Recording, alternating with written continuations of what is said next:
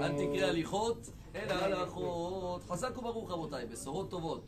On est aujourd'hui le 4 Iyar, Yom HaZikaron, Chalalei Ma'arachot Israël ou Perulot Ha'eva. Ce qu'on dit en hébreu, en français, c'est la journée aujourd'hui où chacun de nous, ce sera avec les Kaddish, les études.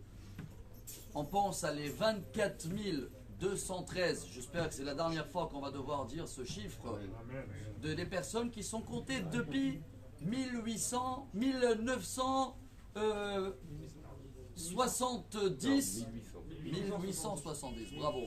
Ça veut dire 140 ans, le premier soldat qu'il était à Jérusalem et qu'il a été assassiné. Et ce chiffre, on est en plein dedans.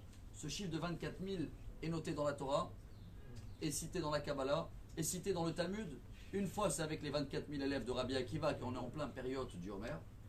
Une fois, dans la Torah, avec les 24 000 qui sont morts dans la guerre de Midian, avant la rentrée d'Israël. Et une fois dans la Kabbalah, c'est noté au nom du grand-père de Hida, Rabbi Avraham Azoulay. Il a écrit Chesed d'Avraham, qui dit que même les 24 000 personnes qui sont décédées quand Shimon et Lévi ils ont tué toute la ville de Shrem, avec l'histoire de Shrem et Hamor, avec leur sœur Dina, ils étaient 24 000 personnes.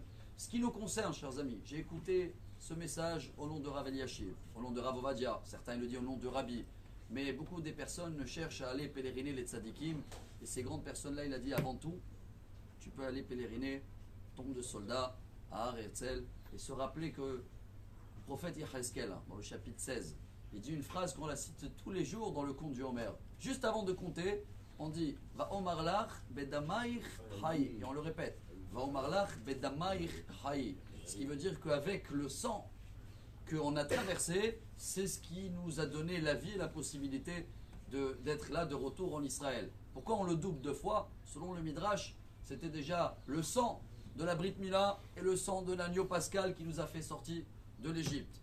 Ce qui veut dire aujourd'hui, et ça c'est le prophète Jérémie, chapitre 18, il dit le prophète Jérémie, il va arriver un jour où tellement les miracles de le retour d'Israël sont forts qu'on va plus citer ça que la sortie d'Égypte.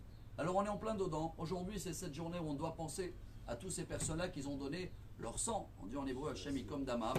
Chacun avec l'effort qu'il fait dans l'étude, les Mishnayot, Kaddish, l'étude qu'on va faire dans la journée. Et en espérant que tout ça, comme a dit Rabbi Akiva, vous connaissez tous cette histoire à la fin du Talmud de Makot, que quand il a vu le temple, le mont du temple aujourd'hui, où il y avait des renards à l'époque, c'était tout cassé, tout ruiné.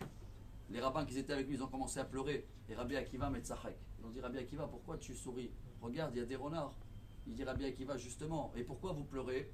Alors, ils ont dit comment on peut ne pas pleurer? Vous savez pourquoi je rigole? Il les a dit parce que tant que j'ai vu que le prophète Zacharia, qu'il avait prévenu qu'un jour il va y avoir des gens qui vont se balader dans les rues de Jérusalem et ils vont danser ensemble. Mais tant que la prophétie avant d'Ouria, elle n'est pas réalisée et que c'est marqué là-bas quand le temple il va être détruit, on va être exilé. Tant que j'ai pas vu les renards qui se réalisent, je ne savais pas si la suite va se réaliser. Maintenant que je vois qu'il y a les renards, je suis sûr qu'il va venir un jour, on va pouvoir danser à Jérusalem, marcher tranquille. C'est presque le cas. Alors il faut voir le positif, ne pas oublier cette grande journée. Et comme ça, Bezrat Hashem, à partir de ce soir, la joie de la retour d'Israël va être plus grand que la sortie d'Égypte.